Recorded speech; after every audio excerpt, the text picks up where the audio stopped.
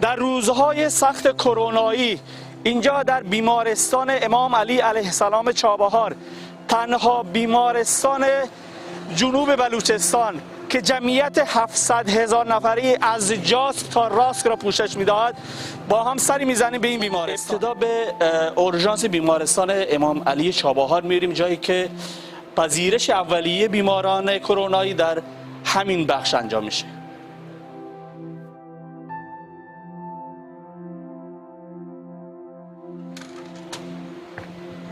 سلام قربان، خدا قوت، خسته نباشید. سلامت باشید. مشغول چه کاری هستی دیگه؟ اینجا تریاج اورژانس بیمارستان امام علی هست و ما پرستار تریاج.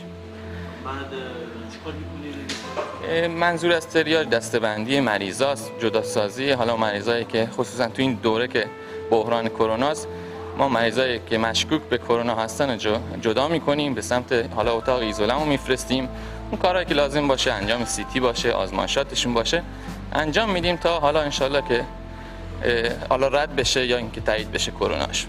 و حالا همه مریضایی که میان تصادفی ها، مریضای اطفالی و هر مریضی که دیگه اورژانس مراجعه کنه، دسته‌بندیشون، طبقه بندیشون به عهده پرستار تریاج.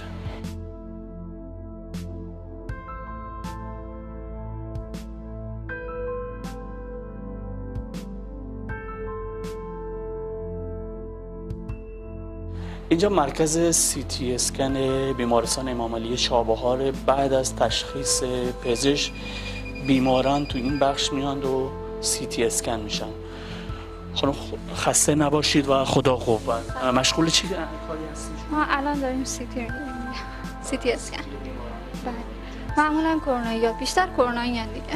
یعنی الان اکثر مریضامون بگم بالای 80% چون دیگه میان با CT ریه میان و کرونا یادم زیاد. حداقل کاری که میتونم بکنن که ماسکشون رو حتما بزنن، چون خیلی از مریضایی که میان اینجا و اینکه با خانواده هم میان معمولا و ماسک ندارن. یعنی پدر مادر بعضیا دارن باز بچه‌هاشون ندارن، یا بچه داره پدر مادر نداره. اینجوری خیلی بده. باز میپرسی ماسک چی شده، میگه تو جیبمونه فلان جا. خب ماسکو بزنین. اینجا الان مریض بهش میگیم بعد حالی شما ریا درگیره، نه من آلرژی دارم، من یعنی قبولم نمیکنن که کرونا دارن و باید ماسک بزنن.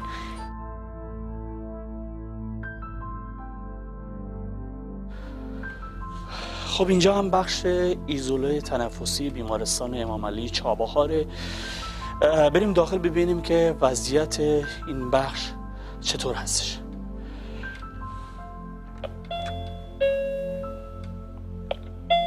بله. سلام علیکم. سلام.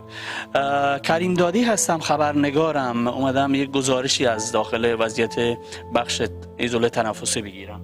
بله، ولی با توجه به اینکه بخش موارد مثبت کووید هستش و ملاقات ممنوعه، رفت آمد توی بخش ممنوعه، من نمیتونم اجازه بدم داخل بیاین. بسیار عالی، خدا قوت، خسته نباشی. پس ما همینجا اگر نیاز هست یه توضیحاتی در مورد بخش ایزوله تنفسی و توصیه‌ای که به حساب برای مردم دارید، صدای شما رو مردم عزیز و شهروندان میشنوم. اگر به حساب توضیح داری بفرمایید. زمین. بله. حالا با توجه میشه خودتون اول معرفی بفرمایید؟ من رخشانی ام، مسئول بخش کووید.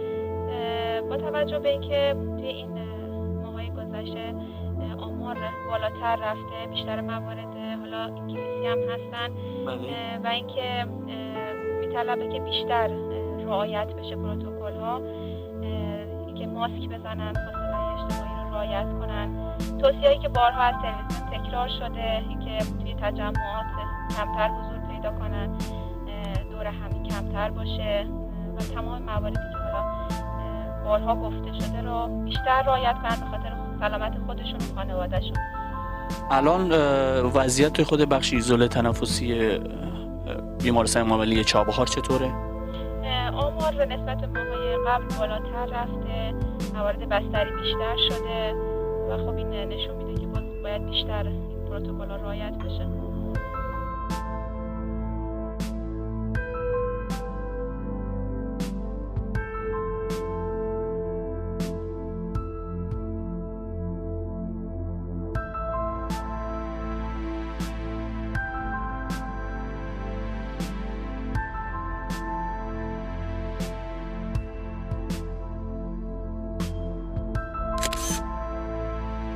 حتما از ماسک استفاده کنید و پروتکل‌های بهداشتی رو رعایت کنید تا کادر بهداشت و درمان که شبانه روز در حال تلاش هستند، در حال مراقبت از بیمارانی که متاسفانه در این بخش بستری هستند، یه خورده به هر حال این توصیه ها رو جدی بگیرید و حتما ماسک بزنید.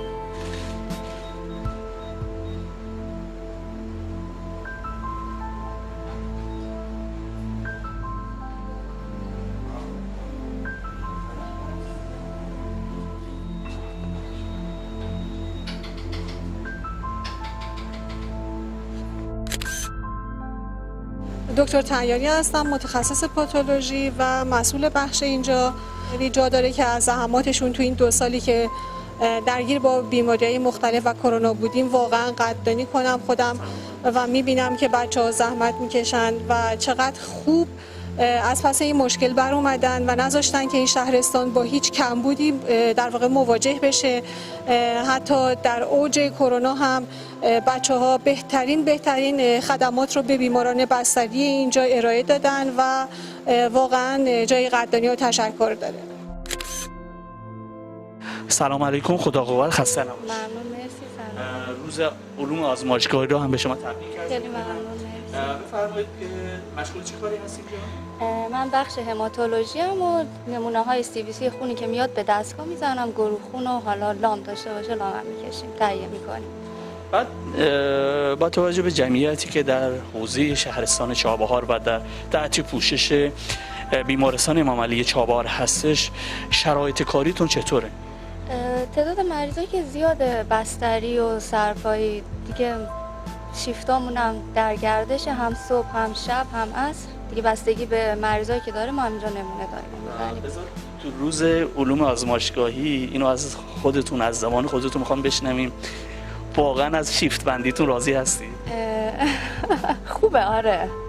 شیفت بندیامون اینجا خوبه، اونقدر بد نیسته که بخوایم اذیت. الحمدلله، شکر خدا بد نیست، ولی بازم یه سری مشکلات داریم که حالا انشالله مسئولین تدبیر کنن حل بشه. مثلا چی مشکل؟ مثلا بیمارای کرونایی الان خیلی زیادتر شدن، پرسنل ما کمن، یه تعدادی دارن از اینجا میرن، مشکل داریم در قبال تعداد نیرو، بیمارایی که زیادن واقعا برای مثلا یه آزمایشگاه تو این ابعاد.